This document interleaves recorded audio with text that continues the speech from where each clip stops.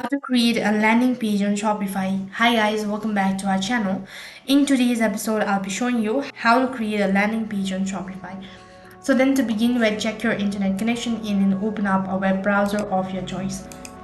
So after you open a web browser on the web address bar, you'll need to type in the link that is admin.shopify.com. This is going to direct you to the official web page of Shopify and make sure that you're already logged into your account.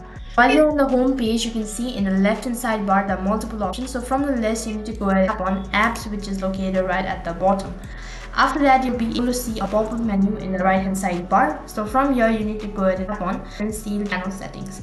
This is going to take you to the page where you'll be able to see a recommended. So for that, you need to go ahead and tap on Shopify App Store in the upper right hand side bar. And then on the search box, you need to type in Pagefly Landing Page Builder. As you can see, it's right over here. You need to install this application. So click pages this particular link and click on install. Now it's going to redirect you to the home page. Once again, for the confirmation, you'll need to tap on the install button.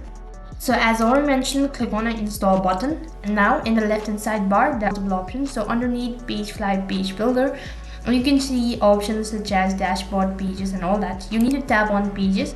As soon as you've done that, you'll be able to see this kind of interface. Here you need to scroll down a bit and go ahead and tap on create from template. So over here you need to select whether you want to do it regular or for the home page, product, collection, booster, or any of these options. In our case, we're going with the regular one. After that, you can just go ahead and select the template accordingly. You can see there are multiple templates available right on this page. You can go through it and then select the template accordingly. After that, as soon as you're done selecting a template, once again in the left hand side bar, you'll be able to see the category. So from there, you need to go ahead and tap on landing page. So after you're done selecting the template, you can see you'll need to create a template or you'll need to design the template. Now go ahead and select accordingly and then make changes accordingly.